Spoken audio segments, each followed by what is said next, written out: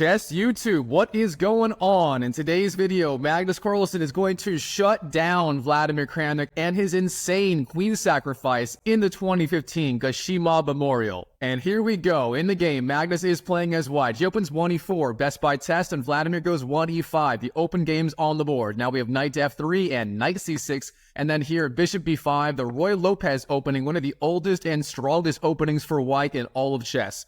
All right, here, Vladimir Kramnik. If you know Kramnik, you know he's a big Berlin expert with the move knight to f6, and that is what he plays in this game. So, knight to f6 on the board, putting pressure on e4, and threatening the Berlin endgame if white does castle with the move short castles here. But Magnus Carlsen, in this game, he's not in the mood for that. Instead, d3 on the board supports the pawn on e4, and the queens will stay on the board throughout the middle game. All right, here, Vladimir, bishop c5, the standard idea. And now here in this position, this is a big tapia for white. White has a wide variety of ideas. For example, castles, knight d2, c3, bishop a4, and so on. Even bishop takes c6 is possible. Instead here, Magnus does go c3, one of the main lines. The idea being you do control the d4 square, you stop knight d4 ideas, and you are threatening d3 to d4 in the future once you have that idea ready. Now here, Vladimir castles. Magnus does the same, short castles on the board. And now here, the most popular line at the highest level lately has been the move d5, breaking in the center immediately. However, in the game, Vladimir does play the older idea, d6, bolstering the pawn on e5, and setting up the idea of knight to e7, then knight g6, and perhaps c6 and d5, fighting for control of the center. So Magnus Carlsen, how does he want to respond? Well, after d6, the idea of bishop g4 is opened up, putting pressure on that knight and delaying the d4 advance. So with that in mind here, Magnus does just go h3, controlling the g4 square, stopping bishop g4 ideas once and for all. Now there were other ideas you could play. For example, knight d2, rook to e1, even bishop a4 were playable, but instead h3 on the board. Now here, Vladimir Kramnik, he has a very big decision to make. Does he want to go for that knight to e7, then knight to g6 idea right away, or does he want to delay that and do something else instead? Well, if he wanted to delay it, he could for a while. For example, h6, bishop b6, bishop d7, all those moves are playable. But instead, knight to e7 on the board, Vladimir heading straight for his favorite plan in this d3 line of the Berlin defense. Now here, Magnus Carlsen, he knows once you go knight to e7, you do relieve the pressure on that d4 square. That is the drawback of the early 97, and with that in mind here, Magnus, he does take control of the center immediately. So d4 on the board, by far the strongest idea, taking advantage of the temporarily weakened placement of the knight. Now the bishop is under attack. The main question is, do you retreat the bishop right away, or do you go e takes d4 first?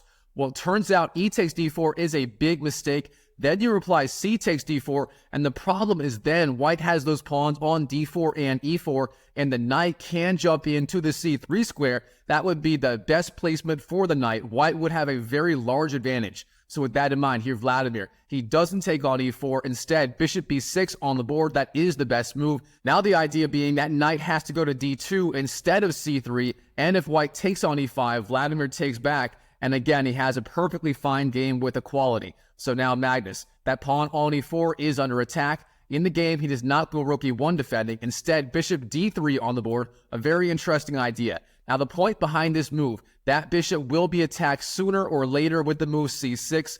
Therefore, he is prophylactically retreating the bishop back to the d3 square and defending e4, and the rook may or may not go to the e1 square in the future. Now here, Vladimir Kramnik, believe it or not, he does not go knight to g6. That is what I expected when I first saw this game. After all, that was the entire idea of knight e7 in the first place. However, instead of that, here, Vladimir, he goes for a completely different idea. He actually breaks in the center immediately with the move d5, trying to capitalize on the temporarily weak placement of that bishop on d3.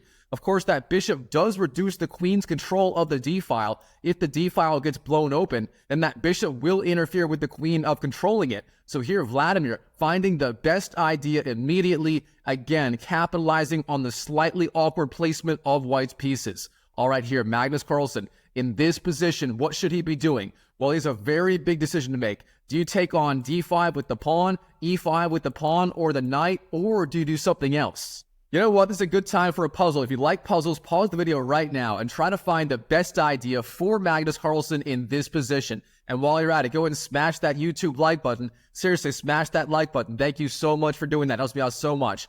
All right, here, let's go one by one. If you go e takes d5, that is a big mistake. Then the move for black obviously is e4. That would fork the knight and the bishop. Black would be winning on the spot, so that move is out. What about d takes e5? That move is okay, but then Vladimir would jump in with the knight. Knight takes e4, and he would be doing relatively good. Here, the best move, believe it or not, is knight takes e5, jumping in with the knight instead. Then the main line runs d takes e4, then bishop c2, and there Magnus would have a small advantage. However, Vladimir would be doing relatively okay in that position. Now, Magnus, if you know anything about his games, you know he loves to maintain the tension whenever he can. So instead of knight takes e5, he actually goes knight d2 in this position. A perfectly fine move, maintain the tension, and hopefully trying to give Vladimir Kramnik the chance to make a mistake in the game. So now from here, we have d takes e4 on the board, then knight takes, and finally bishop takes e4. So now one pair of minor pieces are off the board. We have one pair of knights instead of two. And here Vladimir Kramnik, he is very close to equalizing, but he's not quite there yet. All right, in the game, what should Vladimir be doing here? Well, in the game, he finds the best idea, simply e takes d4. Of course, the threat from Magnus was either d takes e5 or knight takes e5, and you do have to do something about that threat. Now, real fast, there is the idea of f5, driving back the bishop, and then e4.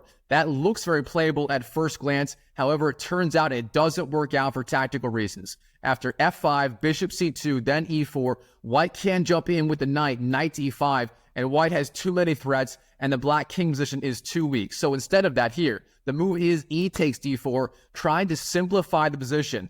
Now here, the most logical plan, the most obvious move for white is going to be knight takes d4, jumping back with the knight, taking the pawn. However here, Magnus Carlsen, he goes into full beast mode starting from this position right here. Believe it or not, he doesn't take the pawn. He starts with a very strong move, queen c2, putting pressure on that pawn on a7.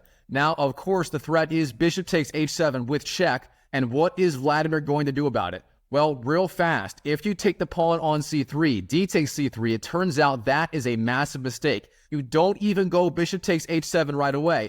Instead of that move, you actually go rook d1, putting immediate pressure on the queen, and it's not so easy to relieve that pressure.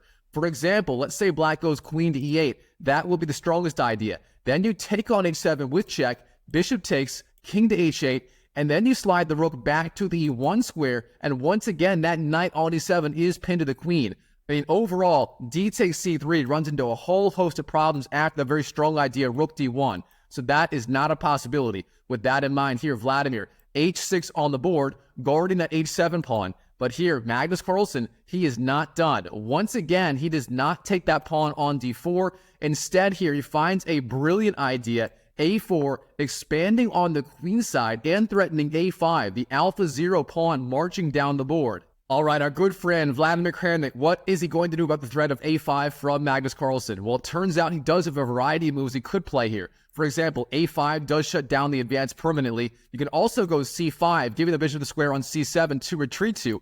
You can even go knight to c6, trying to put pressure on that a5 square with the knight and the bishop. However, instead of those here, Vladimir, he does just go c6, a very quiet move, giving that bishop the retreat square on c7 to retreat to. But here, Magnus Carlsen, he is not done. Again, instead of knight takes d4, here in this position, he goes rook d1. Now that pawn is pinned to the queen, d takes c3 is not a possibility, and the queen and the rook are very active on these squares, so Magnus slowly but surely increasing the pressure. All right, Vladimir, what is he going to do about this? Again, a5 may be the strongest idea, just blocking that pawn permanently. Instead here, Vladimir does go knight to d5, relieving the pressure of the rook on d1 with the queen on d8. But now Magnus, finally, knight takes d4 on the board, winning back the pawn. And here we have a very symmetrical looking pawn structure. However, the big difference is Magnus Carlsen does have a tiny bit more activity and a little bit of pressure against that black queen still with the rook on d1.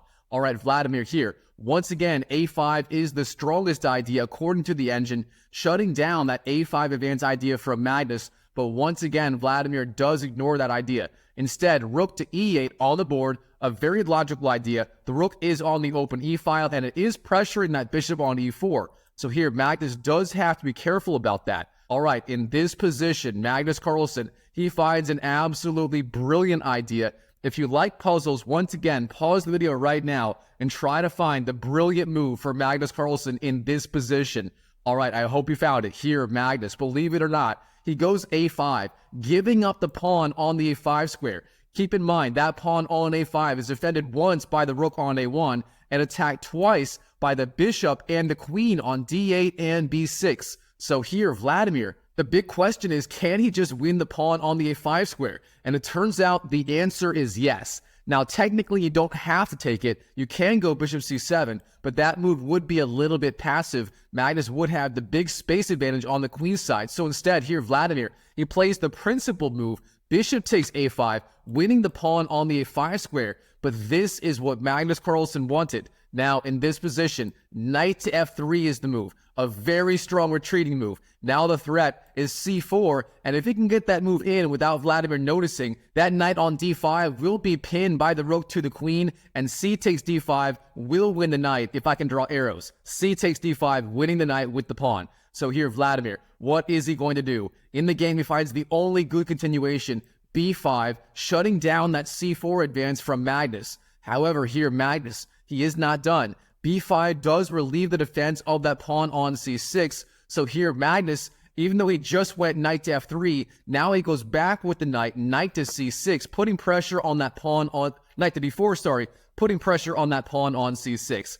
Now, the computer does like the idea of c4 instead of knight d4, but instead, knight d4 on the board. Now here, Vladimir, what is he going to do? Well, it turns out it is not easy to defend that pawn. For example, let's say you go queen c7, a very logical move at first glance. Then the idea, you can just take on c6, knight takes c6, and if queen takes, you go bishop takes d5, winning the knight with tempo on the queen. The bishop on a5 is also being threatened. That would be an absolute disaster over the board. So queen c7, not a good idea. With that in mind, what should Vladimir be doing right here? Well, it turns out the strongest move is bishop to b7, trying to indirectly defend that d5 square with the bishop. However, instead here, Vladimir, he went bishop to c7, getting the bishop off this very vulnerable a5 square. However, this move does not defend the c6 square. And here, knight takes c6 is the move for Magnus Carlsen, jumping in with the knight and putting pressure on the queen and that knight on d5.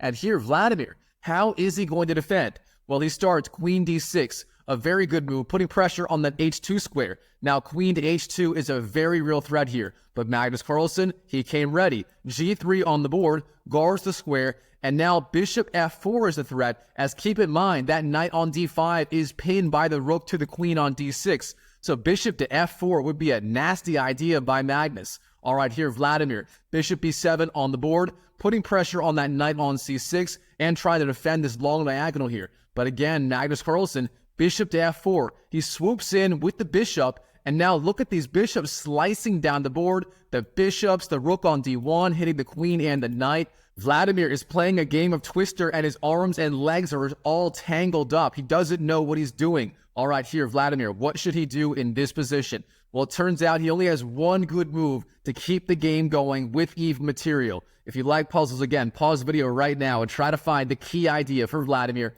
in this position right here. Well, the key idea is queen d7. That is the only move that defends everything. But even that isn't fun to play as black. However, instead here, Vladimir Kramnik, he goes queen takes c6, winning the knight with the queen. However, this move has major problems. Here, Magnus Carlsen, bishop takes d5, wins the knight with tempo on the queen.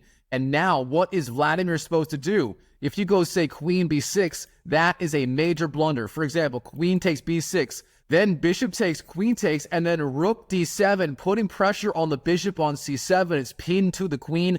And then ideas like queen to f5 also come to mind, putting pressure on f7 with the rook and the queen. So, queen b6 here is not a possibility. You also can't go queen takes d5. That literally gives up the queen. You can't do that. So here, Vladimir, he finds the only good continuation. Rook to e1, flying in with the rook, putting pressure on the king and the rook on d1. But now here, Magnus Carlsen, he sees through Vladimir's tricks. If you go rook takes e1, then the move is queen takes d5, and there Vladimir would be doing just fine. Instead, he goes king to h2, maintain the pressure on the queen. Of course, now queen takes d5 would still be met by rook takes d5, but believe it or not, Vladimir, he has nothing else he can play in this position. So, queen takes d5, the queen sacrificed by Vladimir, queen takes, then rook takes a1, and now the dust has temporarily settled.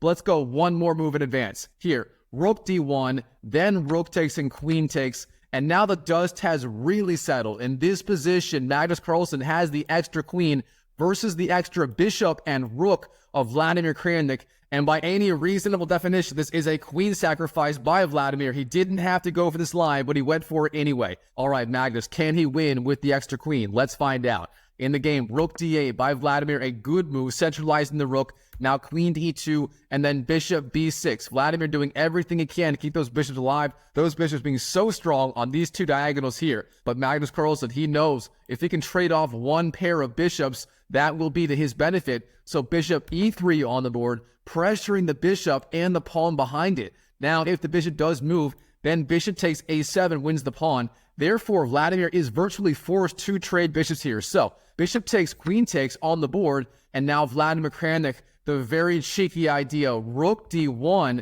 threatening checkmate in one move with the move rook to h1. Now, of course, Magnus, he spots the threat. He goes g4, giving his king that g3 escape square. Now, rook h1 is not a real threat. So now here, Vladimir, bishop c6, a very simple waiting move. But now queen c5 by Magnus, jumping in with the queen, putting pressure on literally every piece on the queen side here of Vladimir. All right, Vladimir, bishop d7 on the board, but this move does drop that pawn on a7. Queen takes a7, and now Magnus has the pawn and the queen versus the rook and the bishop. That is a very large advantage for Magnus. All right, rook d2, putting pressure on the pawns on f2 and b2 of Magnus, but here Magnus, king g3, defends the f2 pawn. He's doing just fine. Now rook d3 hits the king, king to f4. Magnus marching down the board with his king. Now king h7, getting off the back rank with the king, but then queen b7, again pressuring the bishop and the pawn on b5. Now rook d2, pressuring f2 and b2, and king to e3 defends the f2 pawn, and again pressures the rook. Now rook d6 defends the rook, but then f4, Magnus gaining space on the king side. He may actually be going for a king side attack with his pawns and his queen. So Magnus, he is not just content with winning the game, he was to win in style by checkmating black with all the pieces still on the board. All right, g6 on the board for Vladimir, then queen b8, eyeing the back rank. Rook d5, king d4, the king marched down the board. Now bishop e6 does defend the rook. Black now has some sort of fortress. Literally every piece is being defended by every other piece in this position. Here the queen cannot gobble anything, but Magnus Carlsen, queen b7. He is still confident he can checkmate Vladimir with all the pieces on the board. All right, rook c5, king d4. The king march continues. Rook c4, it's the king. King to e5, the king marching once again. Now b4, Vladimir tried to create some counterplay on the queen side. Now we have c takes and then rook to c2, threatening the b2 pawn. But here Magnus, king to f6. The threat now potentially queen b8, queen f8, and then queen g7 with the checkmate threat. All right, rook takes b2, wins the pawn. Queen to b8. The idea continues again. Queen to f8, then g7 would be checkmate. Here, Vladimir, rook to f2, putting pressure on that f pawn. The idea being if queen f8, then rook takes f6, the king must move, and therefore the king will not control the g7 square. But here, Magnus, he regroups and finds a brilliant idea. And again, if you like puzzles, pause the video and try to find the idea for Magnus right here. All right, the idea in this position is f5.